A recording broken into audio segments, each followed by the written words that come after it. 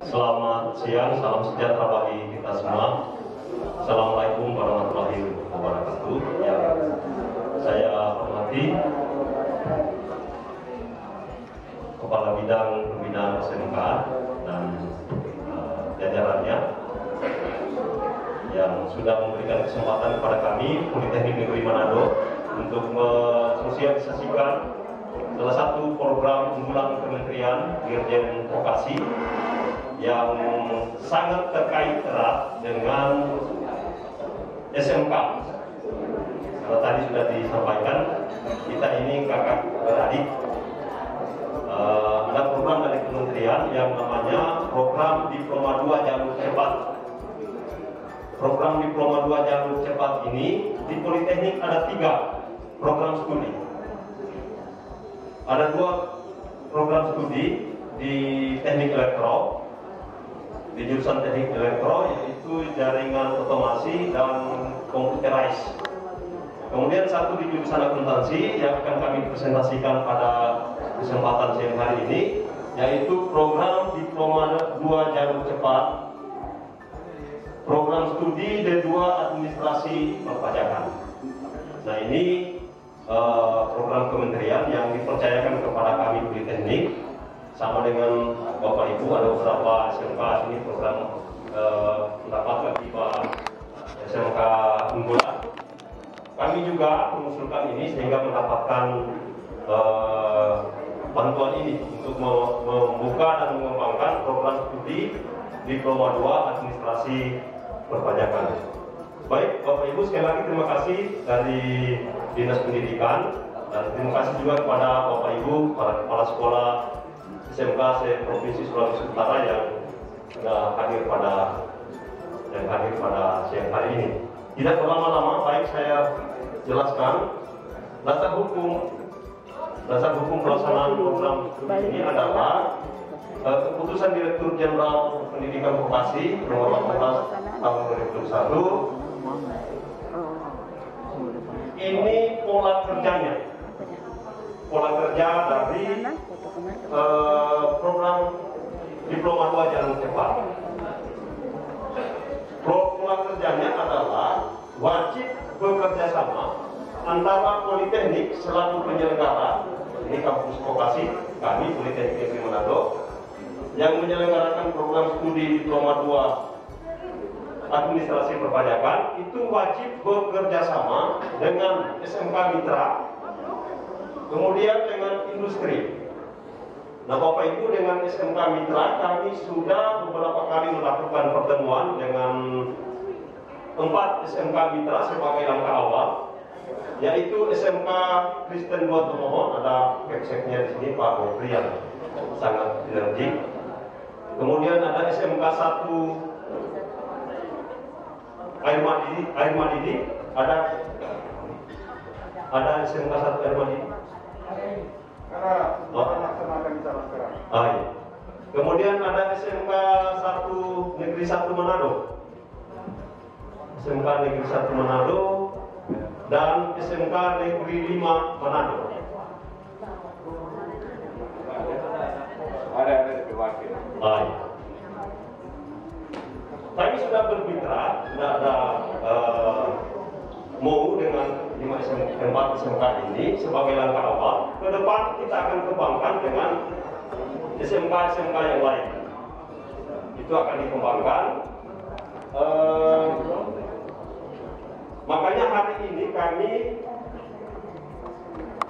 mengambil kesempatan untuk mensosialisasikan program studi ini. Kemudian dengan industri ini terkait dengan pembinaan dari calon siswa, portfolio anak 27 dan Fast track ini adalah jalur cepat. Fast track ini itu adalah program peningkatan vokasi. Apa itu vokasi?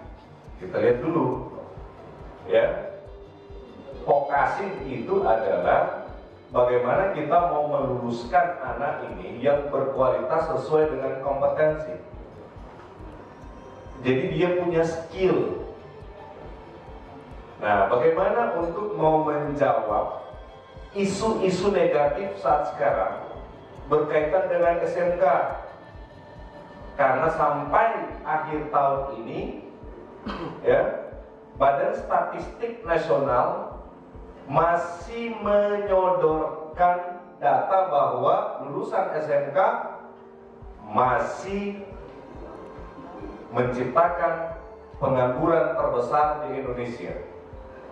Sementara Impres nomor 9 2016 sudah 5 tahun diluncurkan. Nah, Bapak Ibu, fast track ini akan ada di sekolah-sekolah seperti SMK 1 Air Madidi. Pak Kep, sama-sama yang dipanggil 1 Air Madidi. Cokro Aminoto, mana Kota Mobagu? Ignatius Nado. Ignatius kemana? Kita lagi. Kita kaget dengan Ignatius ini. Iktus atau Ignatius? Iktus. Kita kaget dengan Iktus ini kok dia bisa. Tapi sudah, ya, dan dia nikah. Program mereka ini, sekolah-sekolah yang sudah diikuti oleh Kepala Sekolah SMK 1 Air Madidi sama dengan yang dikembangkan oleh Poltek. Namanya kita saat sekarang sudah 1 dirjen. Nah, ini yang dikembangkan fast track-nya di Poltek adalah akuntansi. Nah, kalau ada lulusan-lulusan kita, lulusan-lulusan akuntansi, kita bisa sarankan di Poltek. Pertanyaan tadi, fast track itu tentunya harus linear.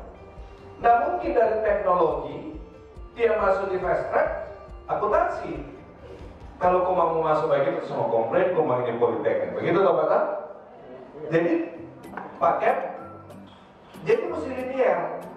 Maksudnya misalnya tidak harus teknik, ada yang itu tapi bukan akuntansi. TKP misalnya, nggak bisa. Yang baru dikembangkan di sana program kalian apa? Baru akuntansi. Fast tracknya di sana Poltek baru akuntansi. Karena ada TKP ke akuntansi apa bisa? OTKP ke akuntansi nggak bisa, karena dia harus linear. Namanya ini fast track. Fast track ini jalur cepat, artinya jalur cepat ini menambah skillnya daripada anak. Jadi dia akuntansi pasti harus akuntansi. Kalau dari OTKP dia masuk akuntansi, mungkin kita mau komplain. Mata pelajaran ada sekian itu. Ya? Akuntansi ada sekian materi yang ada di OTKP. Kalau materi di OTKP itu cuma buku kecil. Toh? Kalau di perkantoran. Ekonomi akuntansi. Ya? Ekonomi akuntansi dan di spektrumnya itu ada. Iya, dasar-dasar ekonomi akuntansi. Boleh? Nggak boleh, Stop. Dia mesti lihat di ijazah. Kalau jurusan lain cuma dapat C1. Iya, karena kalau di OTKP itu cuma dasar-dasar. Cuma dasar-dasar saja kan? Iya. Jadi enggak bisa. Jadi harus linear akuntansi. Nah, nantinya persoalan-persoalan ini Bapak Ibu, ya, kebetulan di Januari saya sudah tatap muka dengan Pak Direktur kita. Minggu kedua Januari Pak Direktur kita ada sama-sama dengan kita. Saya cuma mau mengundang Bapak Ibu Kepala Sekolah yang ingin audiensi dengan Pak Direktur. Rencana saya akan dibuat di sini. Ya, nanti kita ada kos karena informasi kemungkinan Pak Menteri akan datang dan Pak Direktur akan ada dengan kita, dan kalau boleh juga kami akan mengundang dari pihak Poltek untuk sama-sama dengan kita mendiskusikan tentang fast track ini. Jadi sekali lagi Bapak Ibu, SMK 1 sudah ada, Cokro juga sudah ada yang sementara dikembangkan. Toh? Berarti dari sekolah lain boleh pilih sana toh? Boleh. Ya, karena dorang Poltek Mini. Jadi yang 4 sekolah ini sudah disebut Poltek Mini. Ya, Poltek Mini. Sehingga Bapak Ibu, SMK 4 tahun kemungkinan akan dihapus. Di Sulawesi Utara sudah ada. di Jawa Tengah ada, ya, akan dihapus. Nah ini mungkin penyegaran bagi kita, tapi nanti sebentar saya akan lebih memperjelaskan lagi mengenai hal-hal atau perubahan-perubahan yang terjadi yang ada di SMK. Orang menyamakan persepsi. Selanjutnya untuk yang lain akan dijelaskan oleh Politeknik. Silakan. Terima kasih Pak Moni, dan akan ditambahkan oleh Bapak Alvin. Baik Bapak Ibu, singkat saja tadi secara garis besar sudah dijelaskan oleh Ketua MKKS. Pertama menyangkut apakah harus linear? Ya, memang tadi sudah dijelaskan harus linear Pak, karena kita diikat dengan pengakuan yang RPL tadi. Apakah di program studi yang tadi itu, kalau dia mampu memenuhi kriteria ini, rasanya bisa, tidak masalah. Ini yang penting ini, tapi kalau yang program studi lain rasanya agak sulit. Yang teman-teman SMK saja kemarin ketika kami berdiskusi tentang struktur mata kuliah ini, antara ya dan tidak, mereka meminta harus ada pelatihan-pelatihan dari Politeknik untuk siswa yang angkatan pertama memasuk di program studi ini. Kami siap melakukan itu. Kemudian soal mitra. Soal mitra mau masuk di program fast track ini, khususnya yang administrasi perpajakan, silakan SMK jurusan akuntansi silakan datang. Tidak perlu harus ada mitra dulu. Mitra ini kemarin hanya persyaratan dari kementerian, persyaratan administrasi. Kami justru kemarin memulai dengan tanpa koordinasi dengan Dinas Pendidikan Provinsi. Kami langsung ke SMK 1 Air Madidi, SMK 5 Manado, sebenarnya baru 2. Menyusul yang SMK Kristen Tomohon dan SMK 1 Manado. Atas usulan Dinas Pendidikan setelah dikoordinasikan kemudian. Jadi yang keempat mitra kami tadi itu, karena persyaratan administrasi harus dipenuhi di pengusulan proposal program studi ini. Tapi kalau di tempat Bapak Ibu ada jurusan akuntansi, kemudian lulusannya berminat untuk datang melanjutkan program studi di Diploma 2 jalur cepat administrasi perpajakan, silakan. Kami akan melakukan proses RPL ini. Kalau dia lulus, ya silakan masuk. Kalau tidak bisa memenuhi ini, ya tentunya juga biar sudah bermitra tidak akan masuk. Seperti itu. Kemudian yang dilihat tadi sudah pemasaran tamatan. Tadi ini menarik Pak. Di kementerian juga kemarin waktu Bintek, ini ada teman-teman SMK dari yang sempat ikut kemarin kan ditanyakan di sana. Dari Dirjen, perwakilan dari Dirjen menyampaikan bahwa kalau mempromosikan program studi ini jangan bilang mau dijamin dapat kerja. Jadi program studi ini kami dari pihak Politeknik sudah disampaikan, jangan menyampaikan bahwa lulusannya dijamin langsung dapat kerja. Jadi Bapak Ibu kami tidak menjamin untuk dapat kerja, sehingga nanti disampaikan ke siswa kita bahwa setelah selesai ini cari kerja sendiri. Nah, program magang 2 semester ini, 1 tahun di industri ini, itu maksudnya untuk menjembatani itu. Ketika mereka magang 1 tahun atau 2 semester, kemudian industri tempat magang melihat bahwa oh ini anak ini kompeten,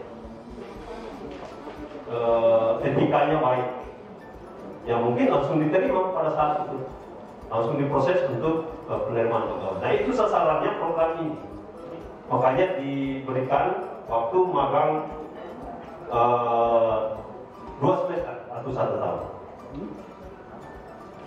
Kemudian apakah ada peluang beasiswa? Nah, ini juga ditanyakan kemarin di kementerian. Begitu tahu Pak pertanyaan yang Iko minta kemarin sama-sama. Pertanyaannya kan itu, apakah ada beasiswa? Nah, dari kementerian juga tidak bisa menjawab. Tapi kami di Politeknik ada program pembiayaan, nanti akan dijelaskan oleh Pak Jerry selaku sekretaris jurusan.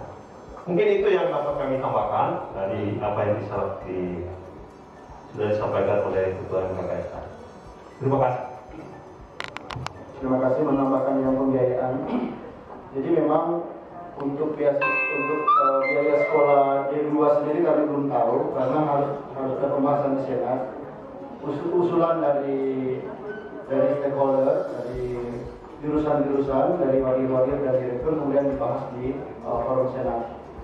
Tetapi sebagai gambaran bahwa di D3 sekarang biayanya 3 juta, pada D4 itu bervariasi dari 4.300.000 sampai 4.900.000. Nah, selain KIP itu kan programnya pemerintah. Selain KIP, kalau dia tidak memenuhi syarat untuk mendapatkan KIP, karena KIP kan prosesnya dari sekolah ya, dari SD, SMP, SMA, kemudian dia kuliah. Kalau dia tidak dapat KIP, ada 6 golongan biaya SPP di Politeknik. Ada golongan 1 itu yang paling kecil itu 500.000 per semester. Kemudian ada yang 1 juta, ada yang 1,5 juta, ada yang 2 juta, ada yang 3 juta sampai 4,9 kalau kita di akuntansi. Akuntansi itu termasuk dia sekolah yang paling mahal di Poli, sama dengan teknik informatika karena peminatnya banyak. Nah, untuk memenuhi mau masuk di golongan mana tergantung dari syarat dari siswa itu. Gimana syaratnya? Itu dimulai dari kepala desa atau dari lurah. Biasanya ada surat keterangan kalau dia orang tua pegawai negeri itu tidak bisa berdusta karena surat etika itu terkoneksi dari data. Kalau golongan 3 dan 4 itu kan nggak bisa ngapa-ngapain kecuali golongan 1 dan golongan 2. Nah, kalau misalnya orang tuanya bukan pegawai negeri, swasta, itu juga kalau dia punya etika, itu nggak bisa juga berdusta sekarang, karena di kementerian itu bisa dapat tahu, misalnya saya etika sekian, itu udah tahu kita ke rumah ada di mana, ya. Karena Politeknik itu beberapa kali direview oleh kementerian. Misalnya ada salah satu anak di bagian Tanawangko, dia penerima KIP, dulu dia bernama definisi, kemudian dibatalkan oleh kementerian. Orang nggak tahu karena yang survei kan bukan orang lain yang survei. Kemudian dari kementerian kirim data, ternyata ini anak ini dia dari kecil orang tuanya berpisah, kemudian disekolahkan oleh DP Oma, DP nenek. Ternyata DP nenek itu kakek dan nenek itu rumahnya bertingkat.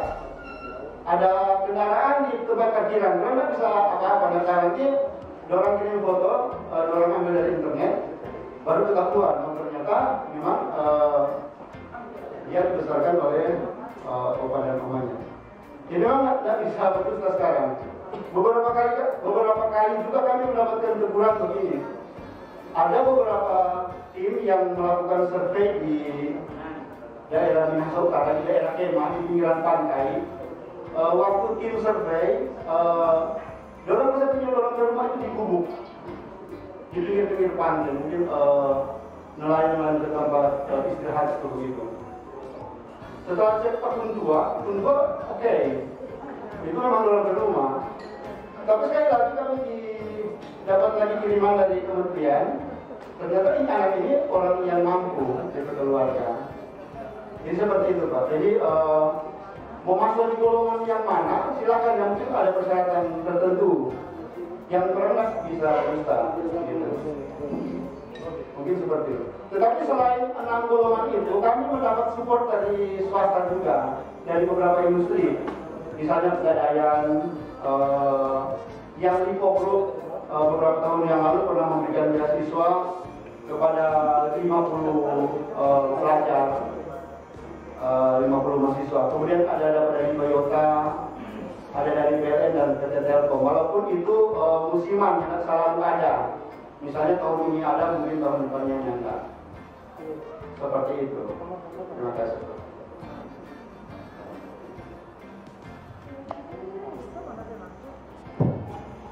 Bapak Ibu, saya tambahkan singkat saja untuk rencana penerimaan mahasiswa di tahun depan.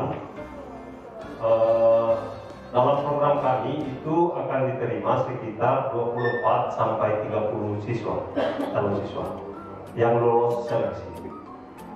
Oleh karena itu, kalau ada di sekolah Bapak Ibu ada jurusan akuntansi dan berminat mengikuti diploma 2 jalur cepat, silakan kontak dengan kami di Politeknik. Nanti kita bisa diskusikan apa-apa yang perlu dipersiapkan. Saya kira seperti itu. Terima kasih. Dengan demikian, saya rasa materi kami sampai di sini. Banyak terima kasih kepada Ketua MKKS Sulut, Bapak Dr. Semudi Menusan. Terima kasih kepada Dinas Pendidikan Daerah, Bapak Ibu Kepala Sekolah, Wakil Kepala Sekolah atau guru-guru dari SMK Sulut. Terima kasih atas perhatian dan kesempatannya. Dan lebih kurangnya mohon maaf. Tuhan memberkati kita semua. Saya kembalikan kepada Pak Manu. Sekali lagi kami menyampaikan terima kasih